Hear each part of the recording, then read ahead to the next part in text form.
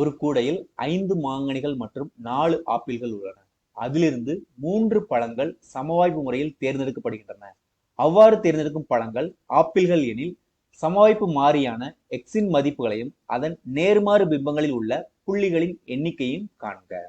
So இந்த table தான் நம்ம வந்து கண்டுபிடிக்கணும். சமவாய்ப்பு மாறி எக்ஸின் மதிப்புகள், அதனுடைய நேர்மாறு பிம்பங்களில் உறுப்புகளின் எண்ணிக்கை.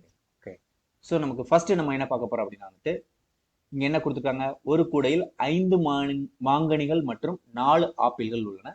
அதிலிருந்து 3 பழங்கள் சமவாய்ப்பு முறையில் தேர்ந்தெடுக்கப்படுகின்றன. ஸோ நம்மளுக்கு மொத்த வாய்ப்புகள் எப்படி இருக்குன்னு பார்க்கலாம். ஸோ அதை வந்து இப்படி சொல்லிக்கலாம், 9 பழங்களில் இருந்து 3 பழங்களை தேர்ந்தெடுப்பதற்கான மொத்த வாய்ப்புகள். ஸோ நமக்கு என்னது 9C3. ஸோ அதனுடைய மதிப்பு என்னது 9 × 8 × 7 divided by 1 × 2 × 3. Okay, so 1 3 3 9, 1 2 4 2 8. So 3 12, 12 84. So நமக்கு மொத்த மதிப்புகள் வந்து என்னது நமக்கு 84. ஓகே, ஸோ எக்ஸ் அப்படிங்கிறது என்னது நமக்கு ஆப்பிள் எடுப்பதற்கான ஒரு சமவாய்ப்பு மாறி. ஸோ நம்ம என்னது 3 பழங்கள் எடுக்கிறோம். ஸோ அப்போ வந்து என்னது 3மே வந்து ஆப்பிள் இல்லாமல் மாம்பழமா இருக்கலாம், அல்லது ஒரு ஆப்பிள் 2 மாம்பழம் இருக்கலாம், அல்லது நமக்கு 2 ஆப்பிள் 1 மாம்பழம் இருக்கலாம், அல்லது 3மே ஆப்பிளா இருக்கலாம். ஓகே, ஸோ நம்ம இப்போ வந்து என்னது அதுக்கான பாசிபிலிட்டிஸ் பார்க்கலாம்.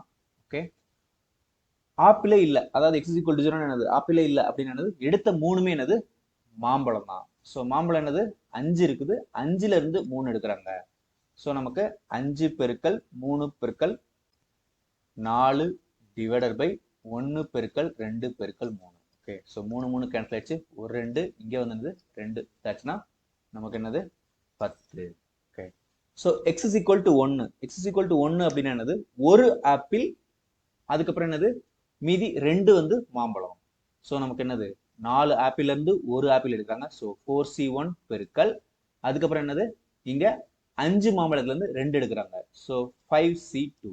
ஓகே, ஸோ நமக்கு 4C1 என்னது 4, 5C2 என்னது 10. ஏன்னா 5C2யும் 5C3யும் சமம். ஸோ 4 10 40. ஓகே, இப்போ x = 2 அப்படின்னு என்னதோ 2 ஆப்பிள் எடுத்துட்டாங்க. ஸோ நமக்கு என்னது 4C2. மீதி என்னது ஒரே ஒரு பழம் தான் இருக்கு, அது வந்து கண்டிப்பா மாம்பழமா இருக்கணும். So 5C1. Okay, so 4C2 என்ன அர்த்தம் 4 × 3 divided by 1 × 2 × 5. Okay, so this is equal to இங்கே 2 2 கேன்சல் பண்ணிட்டோம் அப்படின்னா அது 2 10, 5 3 30. ஓகே, ஸோ நமக்கு x = 3 அப்படின்றது 3மே apple. So 4C3. So 4C3 = 4C1 = 4. Okay, so நமக்கு ஆன்சர் எழுதிக்கலாம். இங்க எக்ஸ் சமவாய்ப்பு மாறி எக்ஸின் மதிப்புகள். Okay, so 0 1 2 3. ஸோ 0 அப்படின்னா என்னது 10, 1 அப்படின்னா என்னது 40, 2 அப்படின்னா என்னது 30, 3 அப்படின்னா 4. ஓகே, ஸோ நம்ம வந்து இதை வெரிஃபை பண்ணிக்கவும் செய்யலாம். 40 50 53 80 84.